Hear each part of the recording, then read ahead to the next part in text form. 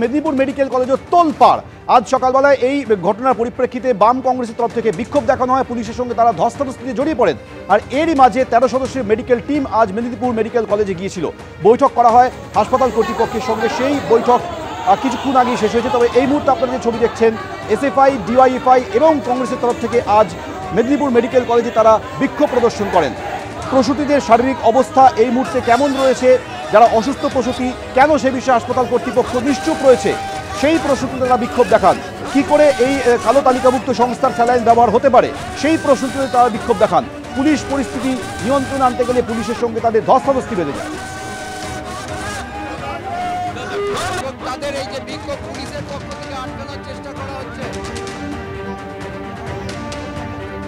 বিষাক্ত স্যালাইন নিয়ে প্রসূতি মৃত্যুর অভিযোগ, অসুস্থ আরও 3 জন প্রসূতি। এক প্রসূতির অবস্থা আশঙ্কাজনক। কেন অসুস্থ প্রসূতিদের শারীরিক অবস্থা সম্পর্কে তথ্য দিচ্ছে না হাসপাতাল, অভিযোগ বাম কংগ্রেস।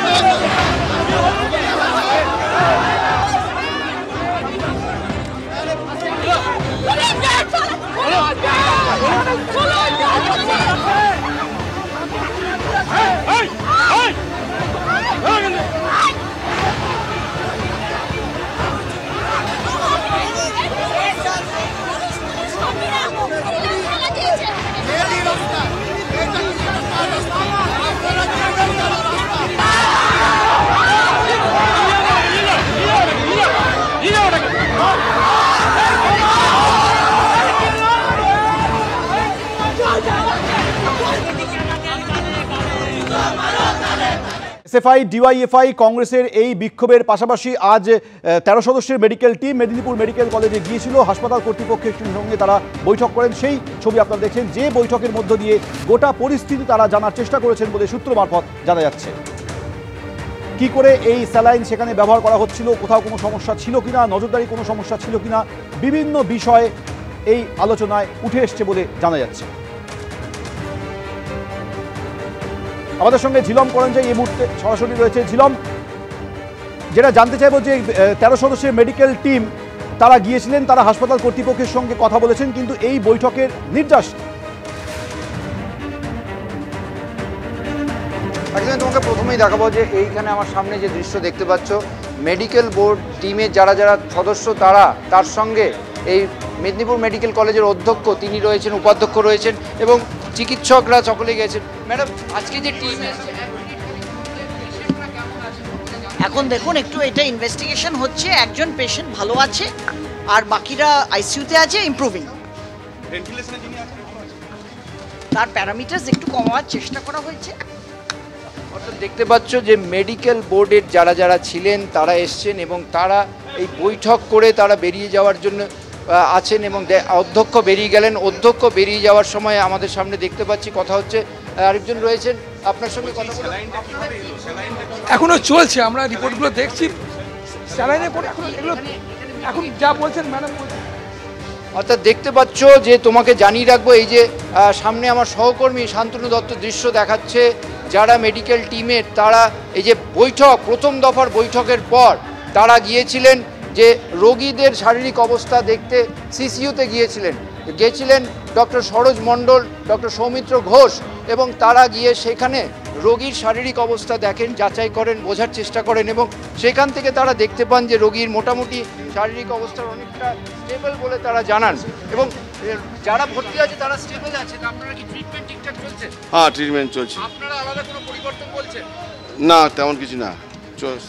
অর্থাৎ তারা তাদের যে পর্যবেক্ষণ, তারা সিসিইউতে গিয়েছিলেন, সিসিইউতে গিয়ে পর্যবেক্ষণ করেছেন এবং জানাচ্ছেন যে সিসিইউতে যে রোগীরা রয়েছে, একজন যেমন ভেন্টিলেশনে রয়েছে সাপোর্টে, আর অন্য দুজন তারা অতটা গুরুতর না হলে তাদেরকে সিসিইউ সাপোর্টে রাখা হয়েছে। এবং যেটা ডক্টর সরোজ মণ্ডল জানালেন যে শারীরিক অবস্থার স্টেবল রয়েছে এবং তাদের চিকিৎসায় সাড়া দিচ্ছে। এখানে যে চিকিৎসার যে পরিমাণ যেভাবে চলছে সেটা ঠিকঠাকই চলছে। আমরা দেখব এখানে আরও একজন রয়েছেন, তার সঙ্গে আমরা কথা বলার চেষ্টা করব।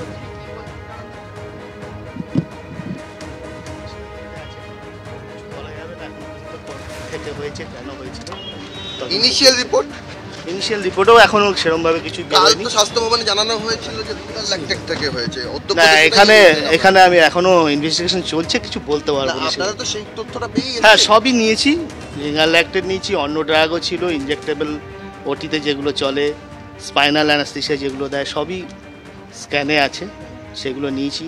পেশেন্টের কন্ডিশন কেমন ছিল সেগুলো সব জানানো হয়েছে, দেখা যাক কি হয়। স্যার অর্ডার বেরোনোর পর স্যাম্পল কালেক্ট করে নিয়ে গেলেন? হ্যাঁ হ্যাঁ, সবই নেওয়া হয়েছে। হ্যাঁ, স্যাম্পল সব নিয়েছে। এখন কোথায় পরীক্ষা হবে এগুলো? স্যার কোথায় পরীক্ষা হবে? আমাদের সঙ্গে যে ড্রাগ কন্ট্রোলার ওনারা এসেছেন, ওনারা সব নিয়েছেন। হ্যাঁ স্যার অর্ডার পড়ে যাবো স্যার, গায়ের উপর পা পড়ে যাবে স্যার, অ্যাক্সিডেন্ট হয়ে যাবে। বন্ধ করে তোমাকে যাই, আমরা বলে দেবো আপনাদের, সবই তো বলে দেবো। স্যার 7 তারিখে যখন একটা অর্ডার বেরোলো, হ্যাঁ। তারপর এখানে এটা ইউজ এক মিনিট বন্ধ করে। স্যার আরএল থেকে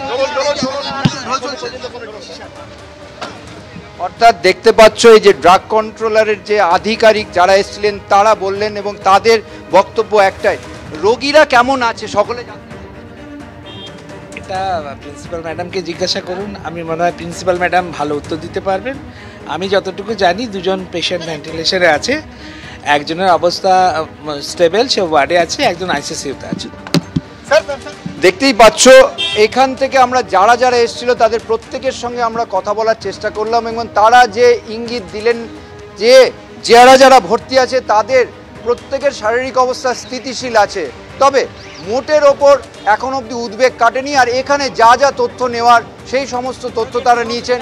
বৈঠক প্রাথমিকভাবে হয়ে গিয়েছে, তবে দ্বিতীয় দফার বৈঠক আরেক রাউন্ড হতে পারে তেমনই জানা গেছে। এই মুহূর্তে যারা এই সদস্য যারা ছিলেন তাদেরকে নিয়ে অধ্যক্ষ উপাধ্যক্ষ তারা গেলেন সার্কিট হাউসে, সেখানে তাদের আবার আরেক দফা বৈঠক হওয়ার সম্ভাবনা আছে যেটা জানা যাচ্ছে। ধন্যবাদ ছিল।